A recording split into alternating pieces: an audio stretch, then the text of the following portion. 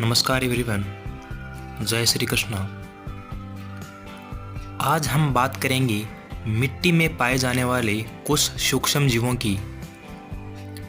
ये सूक्ष्म जीव क्या है, कौन कौन से हैं तथा इनसे मृदा में क्या लाभ या क्या हानि है, इसके बारे में पढ़ेंगे। सोइल माइक्रो ऑर्गेनिज्म या मिट्टी में पाए जाने वाले सूक्ष्म जीव क्या है। मिट्टी में अनेक प्रकार के जीव निवास करते हैं। इनमें से अधिकांश को नग्न आंखों से नहीं देखा जा सकता है, इसलिए इन्हें सूक्ष्म जीव कहा गया है।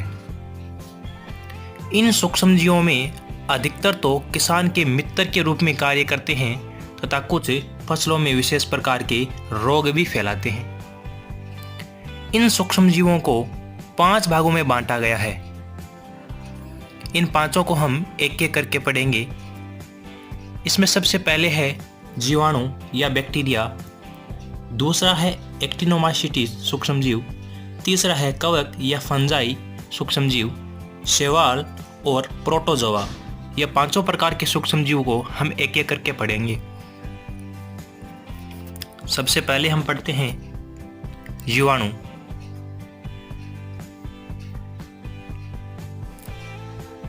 मिट्टी में कुल सूक्ष्म जीवों में जीवाणु मिट्टी में कुल सूक्ष्म जीवों में 90% जीवाणु है। अर्थात मिट्टी में जितने भी सूक्ष्म जीव पाए जाते हैं, जो 500 प्रकार के बताए थे, उसमें से 90% ओनली फॉर जीवाणु पाए जाते हैं, जो ऊपरी सतह की उपजाऊ मिट्टी में रहते हैं। और ये प्रति 1 ग्राम मिट्टी में 10 करोड़ जीवाणु तक हो सकते हैं। इससे इसकी सूक्ष्मता का अनुमान लगाया जा सकता है।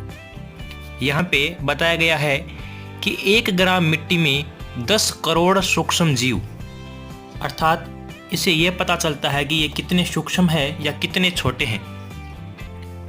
इनका भूमि की उर्वरता बनाए रखने में भारी हाथ है। यह जीवाणु जैव पदार्थ के नाइट्रोजन को नाइट्रेट के रूप में बदलता है तथा वायुमंडल की नाइट्रोजन को भूमि में यौगिकरण करने का महान कार्य करते हैं।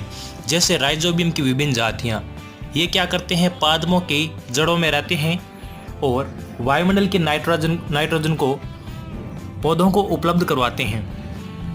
परंतु कुछ जीवाणु पौधों में विशेष रोग भी फैलाते हैं। जैसे धान का बैक्टीरियल ब्लाइट रोग जीवाणु द्वारा ही होता है। यानी विभिन्न प्रकार के ऐसे हैं जीवाणु जो लाभकारी भी है और कुछ ऐसे भी जीवाणु हैं जो फसलों को हानि पहुंचाते हैं। दूसरा हम सूक्ष्म जीव पढ़ते हैं एक्टिनोमाइसीट्स। मिट्टी के सूक्ष्म जीवों में लगभग 9% एक्टिनोमाइसीट होते हैं। ये आकार में जीवाणु के समान ही होते हैं तथा एक कोशिकीय सूक्ष्म जीव होते हैं। अब यहाँ पे एक्टिनोमाइसीट्स में सबसे महत्वपूर्ण बात है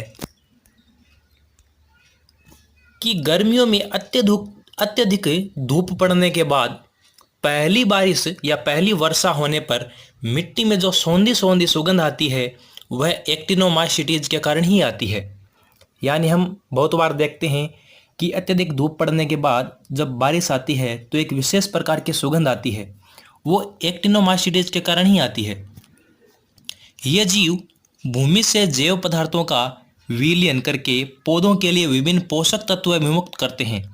इसके अलावा ये विभिन्न यौगिकों को सरल रूप से बदलकर पौधों के लिए उपयोगी बनाते हैं। यानी जो विभिन्न यौगिक पदार्थ है, सड़े गले पदार्थ है, उनको पोषक तत्वों के रूप में बदल देते हैं ताकि पौधे उसका उपयोग कर सकें। एक्टिनोमाइसीट्स के बाद हम बढ़ते हैं कवक या फंजाई। कवक या फंजाई क्या है? जो मिट्टी हल्की अम्लीय हो और जिसमें जैव पदार्थ की मात्रा अधिक हो, उस मिट्टी में कवक अधिक पाए जाते हैं। यह बहुकोशिकीय जीव है जो अपनी शक्ति कार्बन और जैव पदार्थों से ग्रहण करते हैं। जैव पदार्थ की सड़ने की क्रिया तथा हुमस बनाने में कवक जीवाणु से भी अधिक महत्व रखते हैं। यानी ये पदार्थ पेड़ पौधों की सड़ी गली पत्तियां या फिर जो सूक्ष्म जीव है उसका सड़ा हुआ शरीर, इससे ये हुमस बनाने का काम करता है। वायुमंडल से नाइट्रोजन का भूमि में यौगिकरण करने का भी यह काम करता है। ये जीव बहुत महीन धागे जैसे आकार उत्पन्न करते हैं जिसे माइसीलिया कहते हैं। माइसीलिया, यहाँ पे इसमें एक क्वेश्चन बनता है कि यह जीव बहुत महीन धागे जैसे आकार उत्पन्न करता है, वो क्या है? वो माइसीलिया है। कुछ कवक पौधों में रोग भी उत्पन्न करते हैं, जिससे मूंगफली का टिक्का रोग कवक द्वारा ही होता है। कवक द्वारा विभिन्न प्रकार के फसलों में रोग होते हैं। इसका एक एग्जाम्पल मैंने यहाँ दिया है, मूंगफली का टिक्का रोग, जो कवक के द्वारा ही होता है।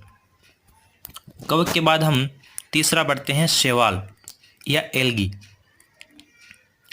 इस वर्ग में अति सूक्ष्म से लेकर कुछ बड़े पौधे सम्मिलित हैं, जिनमें पर्णहरित पाया जाता है।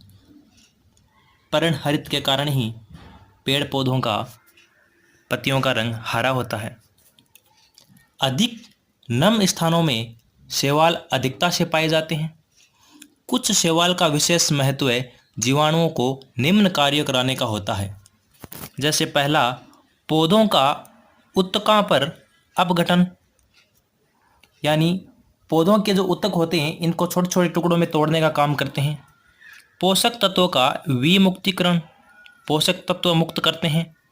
हुमस का संश्लेषण, 3 प्रकार के काम शैवाल करता है। अगला है प्रोटोजोआ।